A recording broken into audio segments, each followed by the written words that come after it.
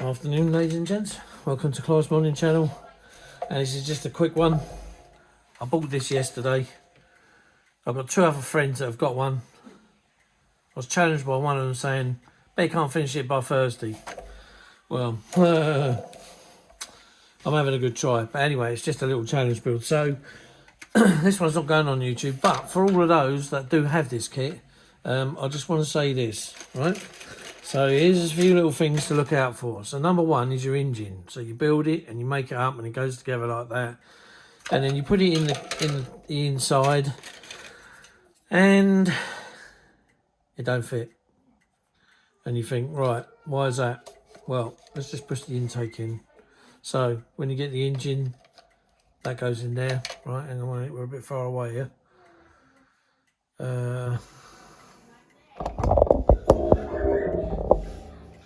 Right, so your engine, there's a little notch somewhere. There he is. And he goes in there. And he goes on there, like so. Right, and then the whole thing sits in here. Now, in here, on this piece here, there is a tiny little tab that goes in that hole. But as you can see, that hole's not straight, it's pissed. Not only that,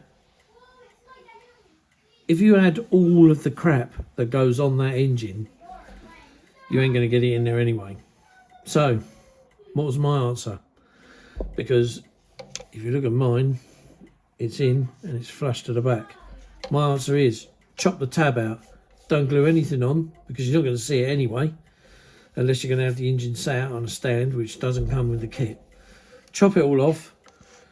Put the engine in and it's good to go, and then it all goes down nice, neat and tidy like that, so that then it fits. Whoop. So as you can see, hang on, we just bring it out a bit. Oh, there goes the end caps. It doesn't matter, it's only exhaust. So yeah, when it all goes in, it all sits nice and neat like that. So there's no way that's not going to fit, right? So that's an engine with an intake. Now, the other thing I got told was when you put this thing together again, so it all goes in like this. This isn't the, I would say, the most decent way of putting it, of actually making this kit, but it's what it is, and it's out. So when you get it like this, you get it all lined up, and then you put it on. Hang on a minute. I'll get rid of this cough at long last. Right, so it goes on, and basically you're left with a small gap just under there. I don't know whether it's visible, but there is a small gap there. And there's a small gap that runs along there. So you can clamp all this down here, right? But it doesn't always get rid of that gap there. So say both of these are clamped down now, you see? That's and there it is. There's the gap. What I found is get a file, put the file through the hole, turn the file so it's lined up with the wing, and push it in. And hey presto, it's gone. You can make a little, which here it is here, this tiny little L-shaped bracket, and basically slide it under the corner like that. And again, put it together and the gap's gone. So there's one or two things you can do. But if you want to add the bottom of the wing, then you won't be able to use the file. So you'll have to make a little piece of plastic. Just measure it out slightly so you can see the dip on this side and where it's leveled it out on the other side. So it's not much. It's literally about 1 millimetre, 2 at best. But that's it.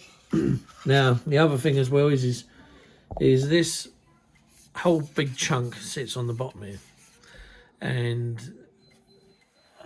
this is the first time I've used this glue, and it wasn't really sticking it. So I kept putting it on both sides and persevering. Eventually it stuck. I got it to stick overnight, and I had a bit of a clean-up operation in the morning. So that's another thing to look out for, because you get a line going all the way around the edge there and all the way around the edge there. So you're going to have to fill that. This one, I think, if you see on the edge there, it's kind of not played ball really. It's flat. You can't feel it. It doesn't feel like there's a hole there, but it's just constantly showing there's little gaps. So I'll have to just quickly do that again. And then I've gone over it with Mr. Surfacer. This one here, which you can't see, it's Mr. Surfacer 1000 in grey. And yeah, and that's it. So it's the Growler model, which is done by Hobby Boss in 1/48 scale. I've also found that to get a nice neat line on your intake when you put the intake in. So when you, like my intake, I've just started to paint them white. So it goes in there, it sits on top of the wheel hub, and then when you look in the intake, you got a nice neat definitive cut line there. Look. And how you get that is you just paint this, glue this together, stick it on here, get this all rigged up, because you're going to have to put a little bit of filler in down each side. So the filler's got to go in there and in there. And for that, I use this, or I use, good God, I use Tamiya putty. Sparingly, just run it along there with a cocktail stick. So you get it on the cocktail stick, and then you get it on there, and you just twist the cocktail stick as you're dragging it backwards. Just keep running it in that little groove that's in there, and then all you do then is you wipe it off with a cotton bud with some nail polish remover on, and you just, and that's it, and she's gone. The front pizza box, again, I put a piece of very thin card in the bottom, cut to the shape, didn't bother gluing it, and then just stuck that in the hole and then glued it, because it was going in, but it was too shallow really. It had gone in, the hole's too deep. So that's that.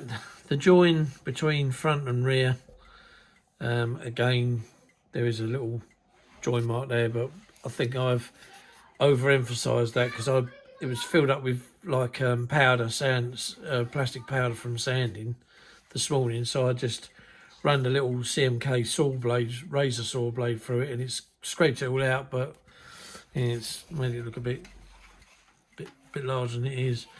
The other thing is, there's a raised piece here. I'm not sure what it was. It was on most of the prototypes, and I'm pretty sure that lump there doesn't belong on them either. But I managed to cut that off. Piece of plastic card on the inside, used filler, and then just sanded with a sanding stick over the top until it was all smooth. So that was the other thing I've done. Other than that, this kit goes together pretty damn well. For me to get this far, this quick, you know, it has gone together quite well.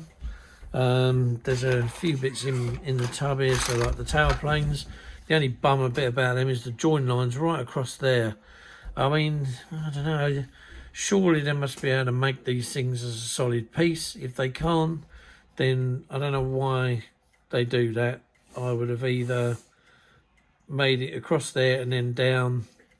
That's what I would have done, tried to do it that way rather than have this bloody line, because the minute you start sanding all of this, you're going to start losing all this very fine rivet detail. And that's for both of them. Not only that, the slime lights are raised. They're not on a real thing. They look like they're pretty much smooth to the tail fin. So I've sanded both of them off, and like I say, gone over the top and with some Mr. Surfacer. The fuel tank, there's a fuel tank. I managed to done that with together, no hassle at all.